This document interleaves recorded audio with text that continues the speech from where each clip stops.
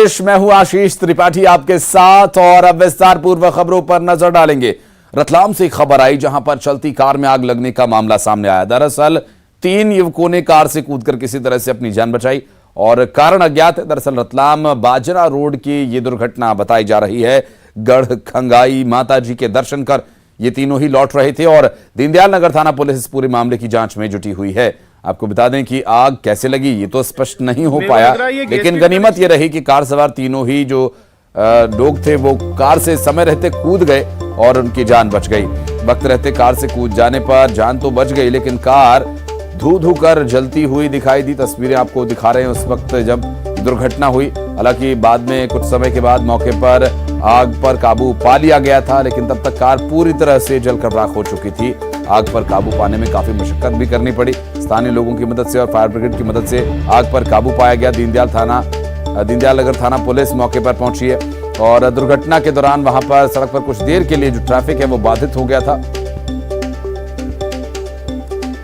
सुधीर हमारे सहयोगी इस वक्त हमारे साथ जुड़ गए, उनसे बात करेंगे। सुधीर, सड़क पर काफी अव्यवस्था हुई जब आग लग गई थी कार में।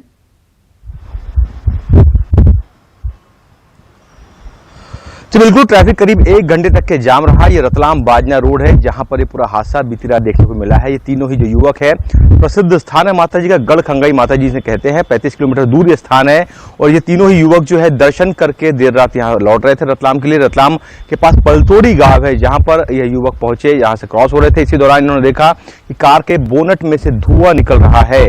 पहले तो उन्हें अंदाजा नहीं था कि इतनी बड़ा जो है घटना हो जाएगी, लेकिन जैसे उन्होंने कार साइड में रोकी और उसके बाद जो है उन्होंने देखा तो पूरी ही जो कार है आग के शोलों में तब्दील हो गए। समय रहते इन तीनों ही युवकों ने जो है कार से उतरकर अपनी जान बचाई और आसपास के लोगों को जो ग्रामीण है उनको मदद के लिए बुलाया, लेकिन इतने इंतजामात वहां पे नहीं थे कि इस आग को जो है मौके पर ही काबू इस पर पाया जा सके। इसके बाद जो लोगों ने फायर ब्रिगेड और दीनदयाल नगर थाना पुलिस को सूचना दी, जिसके बाद दमकल की गाड़ी ने मौके पर पहुंचकर आग पर काबू पाया। आप खुद देख सकते हैं वीडियो के अंदर कि ये आग कितनी भयानक थी और किस तरह से इन युवकों ने अपनी जान इस कार से निकल के बचाई होगी। समय रहते इन युवकों को पता लग गया कि कार कहीं ना कहीं दिक्कत है। आशंका यही जताई जा रही है कि शॉर्ट सर्किट की वजह से ये हादसा हुआ है और दीनदयाल नगर थाना पुलिस जो है इस पूरे मामले की जांच में जुटी है। बहुत शुक्रिया आपका सुधीर इस पूरे मामले पर जानकारी देने के लिए। और बढ़ेंगे आगे, अब रुख करेंगे कुछ अन्य खबरों का। खबर उज्जैन से आई जहां पर उन्हेल रोड पर एक चलती बाइक में अचानक आग लग गई। बताया जा रहा है कि शख्स सर्विस कराने के बाद पेट्रोल भरवाकर बाइक से लौट रहा था और जैसे ही वो पेट्रोल पंप से कुछ आगे निकला बाइक ने आग पकड़ ली। बहरहाल वक्त रहते बाइक सवार की जान बच गई। वो बाइक से उतर गया और उसकी जान बाल बाल बच गई, लेकिन जब तक आग को बुझाया जाता बाइक पूरी तरह से जलकर राख हो चुकी थी। दुर्घटना के दौरान की तस्वीर हम आपको दिखा रहे हैं जब बाइक धू धू कर सड़क किनारे जल रही थी। हालांकि ट्रैफिक पर इसका बहुत ज्यादा प्रभाव तो नहीं पड़ा, लेकिन बारिश के मौसम में भी इस तरह आग लगना बाइक में, चूंकि गर्मियों के सीजन में अक्सर ऐसी दुर्घटनाएं होती हैं, लेकिन बारिश के दौरान भी उज्जैन से ये दुर्घटना सोचने का विषय। और भोपाल से इस बीच एक बड़ी खबर आ रही है जहां चुनाव प्रबंधन के लिए मुख्यमंत्री शिवराज सिंह चौहान, वीडी शर्मा समेत 9 नाम तय किए गए हैं। टीम अब तक चुनाव की वोटिंग तक मुख्य निर्णायक भूमिका में। टीम की पहली बैठक बुधवार को हुई जिसमें चुनाव प्रबंधन से जुड़े मैनिफेस्टो, मीडिया संचालन अभियान के साथ तमाम काम को लेकर यहां पर जो कमियां थी उन्हें चिन्हित किया गया है और इस विषय को लेकर कार्रवाई भी की जा रही है। और इस पूरे मामले को लेकर बातचीत करेंगे हमारी सहयोगी रंजना दुबे इस वक्त हमारे साथ जुड़ गए। रंजना, कमियों को दूर करना बैठक का जो पहला लक्ष्य है, क्या कुछ डिटेल्स मिल पा रही हैं इस टीम के बारे में, कैसे काम करेगी और आगे क्या कुछ रहेगी रूपरेखा इनकी?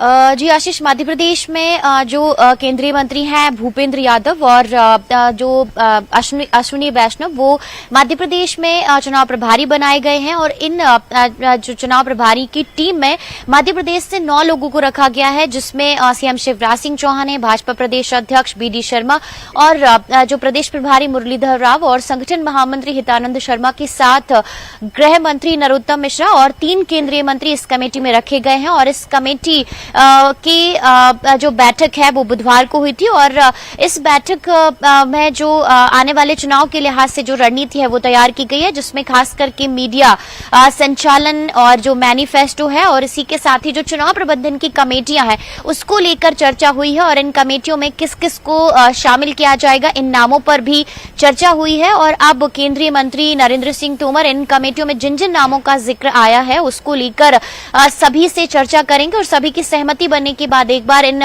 कमेटियों की जो घोषणा है वो की जाएगी और इन जो घोषणा है वो मध्य प्रदेश के चुनाव प्रभारी भूपेंद्र यादव और सह प्रभारी अश्विनी वैष्णव करेंगे और इसके बाद ये जो कमेटियां हैं वो अपने अपने स्तर पर अपने अपने जिलों में काम करना शुरू करेंगे और खास करके ये जो 9 लोगों की टीम बनाई गई है वो जब तक मध्य प्रदेश में विधानसभा चुनाव होंगे और चुनाव की वोटिंग हो जाएगी तब तक निर्णायक भूमिका में रहेगी और सभी पहलुओं पर इनका जो निर्णय है वो बेहद महत्वपूर्ण रहेगा और हर एक चीज पर इस जो कमेटी है उनकी ये जो जिस तरीके से 9 नाम तय किए गए इन लोगों की बारीकी से हर एक चीज पर नजर रहेगी। आशीष जी, रंजना आप फ्रेम में रहेगा, आपसे आगे और कुछ डिटेल्स कुछ और खबरों पर भी लेंगे। फिलहाल बढ़ते हैं आगे। आपको बता दें कि इस वक्त एक और बड़ी खबर अपने दर्शकों को बता दें। आज राष्ट्रपति द्रौपदी मुर्मू ग्वालियर आ रही हैं। जय विलास पैलेस में म्यूजियम का अवलोकन करेंगी। सिंधिया परिवार के साथ लंच का भी उनका कार्यक्रम है। केंद्रीय मंत्री ज्योतिरादित्य सिंधिया के परिवार के साथ वो लंच पर रहेंगी और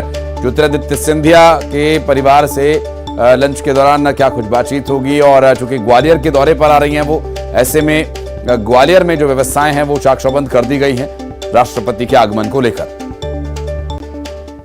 और भोपाल से एक और बड़ी खबर आपको बता दें। नर्सिंग ऑफिसर, फार्मासिस्ट सहित कर्मचारियों की हड़ताल जारी है। सरकारी अस्पताल में 3 दिन से लगातार चल रही इस हड़ताल के चलते कुछ अव्यवस्थाएं भी होने लगी हैं और मांगे नहीं माने जाने तक ये हड़ताल इसी तरह से जारी रहेगी, ऐसा प्रदर्शनकारी कर्मचारियों का कहना है। और हड़ताल का सबसे ज्यादा असर सरकारी अस्पतालों पर पड़ रहा है। जेपी अस्पताल समेत अन्य अस्पतालों में 35 ऑपरेशंस को टालना पड़ा। रंजना हमारी सहयोगी मौजूद है हमारे साथ। रंजना, परेशानी हो रही है परिजनों को भी, मरीजों को भी, कोई बीच का रास्ता निकल पा रहा है क्या?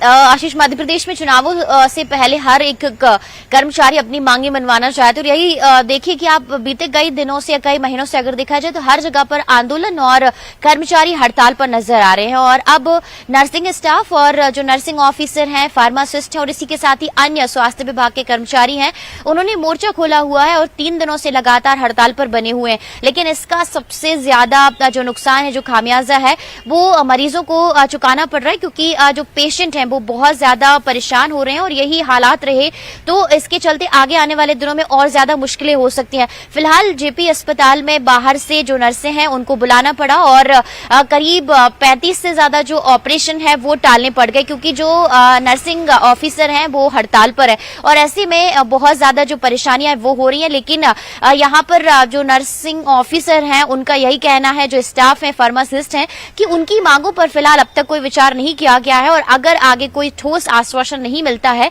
तो हड़ताल इसी तरह से जारी रहेगी। और इनकी मांगे यही है कि वेतन वृद्धि की जाए, पदोन्नति की जाए और 2nd ग्रेड पे लागू किया जाए। इन मांगों को लेकर अब तक कोई आश्वासन नहीं मिला है और जब तक उनकी मांगे पूरी नहीं हो जाती हैं तो इसी तरह से जो हड़ताल है वो जारी रहेगी। और जाहिर सी बात है आशीष की हर विभागों में जो कर्मचारी हैं वो इस समय का फायदा उठाना चाहते हैं और चाहते हैं कि चुनावों से पहले उनकी मांगे पूरी हो जाए क्योंकि चुनाव के समय चाहे पक्ष के लोग हों या जो विपक्ष के लोग हैं, इन लोगों को लेकर जरूर उनके सामने आते हैं और ऐसे में विपक्ष के सामने ये होता है कि वो इन कर्मचारियों को अपने पाले में करने की कोशिश करें और दूसरी तरफ सरकार की तरफ से यही कोशिशें होती है कि इनको कैसे भी करके मना लिया जाए ताकि चुनावों से पहले इनकी नाराजगी उन पर भारी ना साबित हो। लेकिन इन सब चीजों का चुनाव के लिहाज से अगर बात करना के अलग अगर देखा जाए तो आम आदमी को इससे बिल्कुल आम आदमी को, मरीजों को, उनके परिजनों को सबसे ज्यादा समस्या रंजना ऐसे समय में होती है और इस समस्या का क्या प्रशासन कोई निदान कर पाएगा, ये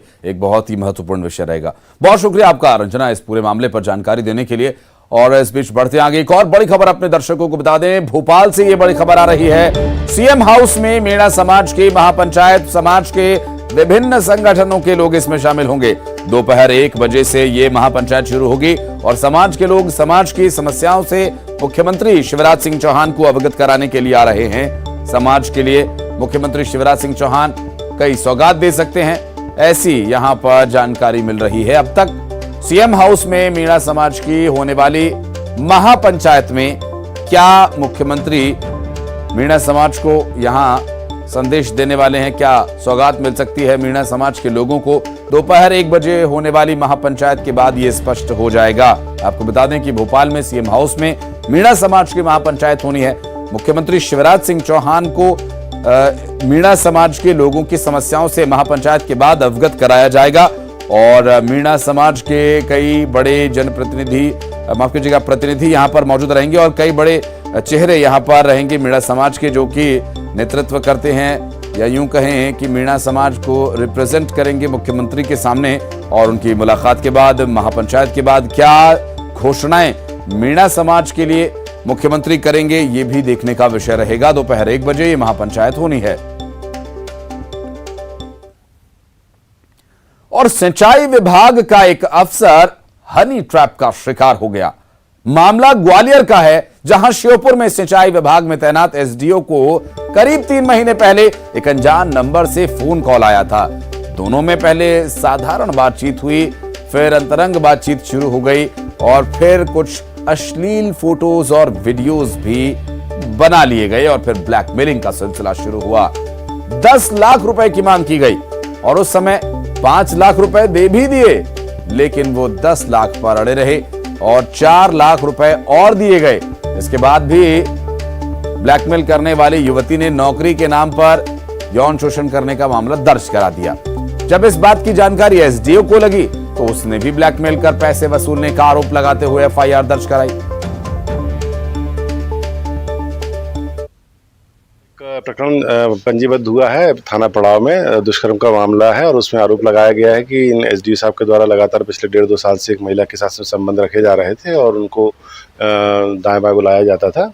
और इस संबंध में एसडीओ के द्वारा पहले ही एक आवेदन थाने में दिया गया था कि उनको हनी ट्रैप में लेके किसी ने लगातार ब्लैकमेलिंग उनको कर रहा है और उसके कुछ पैसे भी वो दे चुके हैं और इस संबंध में भी उनके द्वारा एक शिकायत दी गई थी और दोनों पक्षों की तरफ से एफआईआर दर्ज की गई। और निजी विद्यालयों के खुलते ही अभिभावकों की जेब पर डाका डाला जा रहा है। प्राइवेट स्कूल संचालकों के मंसूबों पर कलेक्टर ने पानी फेर दिया। मामला रीवा शहर का है, जहां शिकायत पर कार्रवाई करते हुए प्रशासन ने अग्रसेन बुक डिपो पर छापा मारा और दुकान को सील कर दिया। अभिभावकों ने बताया कि वेदांता पब्लिक स्कूल में पढ़ने वाले छात्र छात्राओं को अग्रसेन बुक डिपो से बुक्स लेने के लिए मैसेज किया गया था। अभिभावक जब वहां किताब खरीदने पहुंचे तो 145 रुपए वाली किताब के प्रिंट रेट में छेड़खानी करके उसे 245 रुपए पर बेचा जा रहा था। इस तरह से कई किताबों के प्रिंट रेट्स बढ़ाए गए, जो कि स्वाभाविक है। सभी जानते हैं कि आज के समय में किसी एक पर्टिकुलर दुकान से किताबें लेने के लिए क्यों बाध्य किया जाता रहा, और अब इसका खुलासा भी हुआ है। प्रिंट रेट पर छेड़खानी कर किताबों के दाम बढ़ाकर माँ बाप के खून पसीने की कमाई को एक एक बूंद करके कैसे निचोड़ लेते हैं ये दुकानदार। ये चूंकि शिक्षा और स्वास्थ्य 2 ऐसे क्षेत्र होते हैं जहां पर कोई भी अभिभावक या कोई भी परिवार का मुखिया अपने परिवार के न तो स्वास्थ्य से समझौता करेगा न ही शिक्षा से, तो खून की एक एक बूंद निचोड़ लेने के जैसा ये मामला है। ये अग्रसेन बुक डिपो में एक शिकायत प्राप्त हुई थी और एक वीडियो प्राप्त हुआ था जिसमें ये दिख रहा था कि जो बुक्स है उनको प्रिंट रेट पे ना बेच के ओवर रेट पे बेचा जा रहा है। उस पर एक अलग तरीके से ज़्यादा मूल्य वाली स्ट्रिप लगाई जा रही है। तो उस शिकायत को आज यहाँ पर सत्यापन करने के बाद दुकान को बंद कराया गया है। अग्रिम आदेश तक के लिए ये दुकान जब तक खुलने का आदेश नहीं हो जाता तब तक बंद रहेगी। खबर दमोह से, जहां हटा उपजेल में तैनात जेलर नागेंद्र चौधरी ने मानवता की एक मिसाल पेश की है। जेलर नागेंद्र ने जेल में बंद मां बाप के साथ रह रही एक मासूम बच्ची का स्कूल में एडमिशन करवाया। स्कूल में एडमिशन कराए जाने के बाद जहां मासूम बच्ची खुश है तो वहीं उसके माता पिता भी बेहद खुश हैं। 10 जुलाई को जब निरीक्षण के दौरान जेलर ने बच्ची को वहां देखा तो उसने पूछा, क्या वो स्कूल जाना चाहती है? बच्ची ने कहा हाँ। तो जेलर ने एक निजी स्कूल में उसका एडमिशन कराया और जेल के माहौल में बच्ची को उतनी अच्छी शिक्षा नहीं मिलती और जेलर के प्रयास से बच्ची अच्छी शिक्षा हासिल कर सकेगी। जेल हटा के महिला वार्ड में गया तो वहाँ पर 9/9/2020 से निरुद्ध आरती पति प्रहलाद लोधी, जिसकी बच्ची राधिका पिछले 2020 से निरुद्ध है हमारे यहाँ 9/9/2020 से। तो उससे एकदम से मेरे मन में उसको देख करके दया भाव वात्सल्य जागा और मैंने उस गुड़िया से कहा कि। और भोपाल से बड़ी खबर, सीएम हाउस में रखी गई विधायक दल की बैठक। दरअसल मीडिया से चर्चा करते हुए गृहमंत्री नरोत्तम मिश्रा बोले, सीएम और प्रदेश अध्यक्ष ने जीत का मंत्र दिया। बैठक में सारगर्भित चर्चा हुई। संगठन के नेताओं ने आगामी कार्यक्रमों के रूपरेखा के बारे में जानकारी दी और विधायकों को जानकारी दी गई। 16 तारीख से शुरू होने वाले विकास पर्व की तैयारी को लेकर चर्चा हुई। विधानसभा अध्यक्ष गिरीश गौतम भी बैठक में मौजूद रहे। इस टर्म की सत्र के बाद की आखिरी बैठक थी। माननीय मुख्यमंत्री जी ने जीत का मंत्र दिया, प्रदेश अध्यक्ष जी ने जीत का मंत्र दिया। सम्मानित विधायक आत्मविश्वास से भरे हुए थे। आज माननीय विधानसभा अध्यक्ष जी, उनके कार्यकाल का सत्र भी इस टर्म का आखिरी था। उनका भी स्वागत किया, वंदन किया, अभिनंदन किया। हमारे प्रदेश प्रभारी मुरलीधर राव जी भी आए थे। बैठक काफी सारगर्भित रही। माननीय संगठन महामंत्री ने संगठन के आगामी कार्यक्रम और प्रदेश अध्यक्ष जी ने आगामी कार्यक्रमों पे और माननीय मुख्यमंत्री जी ने जो हमारा विकास पर्व प्रारंभ होने वाला है 16 तारीख से, उसके बारे में विस्तार से चर्चा। सर, कमलनाथ के मोबाइल हैक भी चर्चा हुई कि कब से शुरू होगा, क्या रोड मैप है? पूरी सभी विषयों पे लगभग चर्चा हुई है। अभी प्रारंभ 16 तारीख से जो हो रहा है विकास पर्व का, उसका है। तो कमलनाथ का मोबाइल हैक। और बढ़ते आगे नजर डालेंगे खबरें 25 सेकंड।